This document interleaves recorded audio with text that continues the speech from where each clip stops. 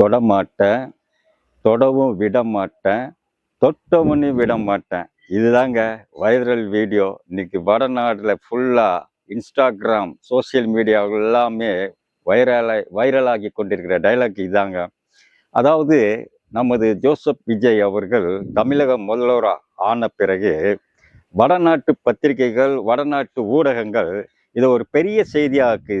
ஏன்னா திராவிட கட்சிகள் கிட்டத்தட்ட 50-60 வருடம் ஆண்ட இந்த தமிழ்நாட்டில் திடீர்னு 2 வருஷம் தாங்க கட்சி ஆரம்பிச்சு இந்த கட்சி இந்த அளவுக்கு ஆட்சியை பிடிச்சிருக்குன்னா இது எவ்வளோ பெரிய விஷயம், என்ன நடந்தது அப்படிங்கிறத விவாத பொருளை எடுத்து வடநாடு ஊடகங்கள் பிச்சு பிச்சு இந்த செய்தியை பேசிக்கிட்டு இருக்கிறாங்க. அது மட்டும் இல்லைங்க, நம்ம திராவிட கட்சிகளே, நம்ம டிஎம்கே, நம்ம அதிமுக வச்சுங்க, நம்ம டிஎம்கே நல்லா தானே பண்ணோம், ஆட்சியெல்லாம் ஒன்றும் பிரச்சனை இல்லையே, நம்ம கட்சிக்கு எல்லா அடிப்படை கட்டமைப்பும் இருக்குது, பணமும் செலவழிச்சோம், ஆனால் ஏன் தோல்வி அடைந்தோம்? அவங்க கிட்ட எதுவுமே இல்லையே, அமைப்பு இல்லை, ஒன்றுமே இல்லையே, ஆனால் அவங்க எப்படி வெற்றி பெற்றாங்க?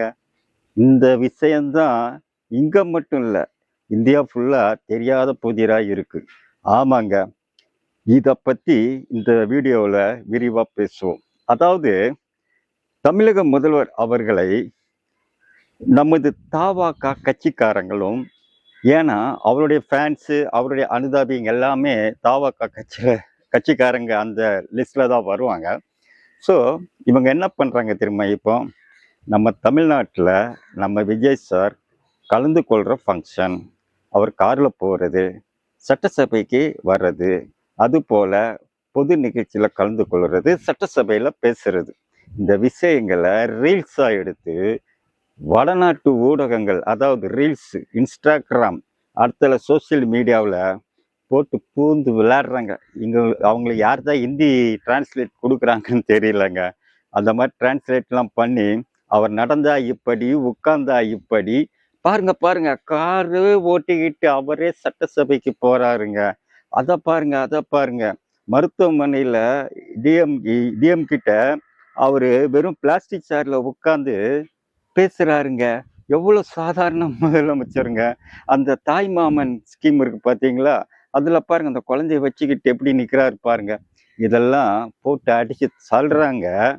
அதாவது இவங்க பண்றது மட்டும் இல்லை, வடநாட்டில் ஊடகம் நடத்துறாங்க பார்த்தீங்களா, அந்த பசங்க யங்ஸ்டர்ஸுங்க இதை மாதிரி ஒரு முதலமைச்சர் நமக்கும் வேணும்னு சொல்லி அவங்களும் இன்ஸ்டாகிராம் சோசியல் மீடியா இதை பரப்பி விடுறாங்களா. ஐயா, வியூஸ் எவ்வளோ தெரியுமா? லேக் கணக்கான வியூஸ். அவ்வளோ பேர் பார்க்குறதுன்னா சும்மா விடுவாங்களா?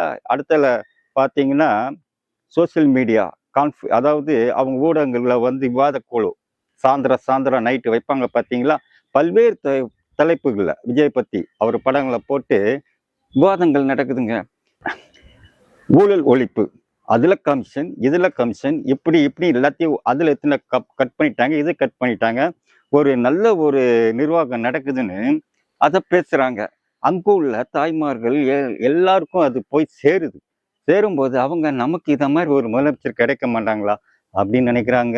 இங்கேயா சினிமா வச்சு தமிழ்நாடு முழுக்க சோசியல் மீடியாவில் பரப்புனாங்க. அங்கே முதலமைச்சர் நல்லவர், வல்லவர், தூய்மையான ஆட்சி நடத்துகிறாரு அப்படின்னு சொல்கிற இமேஜை இந்தியா முழுவதும் கிரியேட் பண்ணிட்டாங்கங்க. தொடமாட்டேன், தொடவும் விட மாட்டேன், தொட்டவனே விட மாட்டேன், இதை ஹிந்தியில் டப் பண்ணி அதில் எழுத்துல போட்டு போடுறாங்க. அதை கட் பண்ணி போடுறாங்க. அந்த டைலாக்கு ஹிந்தியில் அங்குள்ள பசங்க பேசுகிறாங்க. அந்த அளவுக்கு ஃபேமஸ் ஆயிருக்குங்க. ஒரு நபர் போய் பேட்டி காண்றாரு. ஒரு 4-5 பசங்க நிற்கிறாங்க. உங்களுக்கு அடுத்த பிரைம் மினிஸ்டராக யாராக வரணும்னு கேட்டால், எங்களுக்கு விஜய் சார், தளபதி சார், விஜய் சார் வரணும்னு சொல்கிறாங்கங்க. ஐயோயோ, அந்த வீடியோ பார்த்தீங்கன்னா பயங்கர வைரலு. ஆனால் இவங்க என்ன பண்ணுறாங்க தெரியுமா, இன்ஸ்டாகிராம் அதிலெல்லாம் ரீல்ஸ் போடுறாங்க பார்த்தீங்களா, இதெல்லாம் பொய்யான தகவலையும் போடுறாங்க. இப்படி நடந்தது அப்படி நடந்ததுன்னு. ஆமாங்க, இந்த வீடியோ கூட பாருங்களேன். அதாவது 3 பசங்க 4 பசங்க நிற்கிறாங்க. அவர் போய் கேட்குறாரு, ஆமாம் அடுத்த பிரதமரை யாரை விரும்புறீங்கன்னு கேட்குறாரு. அதுக்கு அவங்க சொல்கிறாங்க விஜய்ன்னு சொல்கிறாங்க. ஆனால் அந்த வீடியோ பார்த்தீங்கன்னா ஒரு யூடியூபர் அவங்ககிட்ட போய் உங்களுக்கு பிடித்த யூடியூபர் யாருன்னு சொல்லி கேட்குறாரு. அதுக்கு அவங்க பதில் சொல்கிறாங்க. இதுதான் அது உண்மையான வீடியோ. அது என்ன பண்ணிட்டாங்க இவங்க, மொழிபெயர்த்து ஹிந்தியில் வேற மாதிரி பண்ணி விட்டாங்க. அது பொய்யான வீடியோவா நல்ல வீடியோவான்னு கூட தெரியல. இந்தியா ஃபுல்லாக அது வைரல்.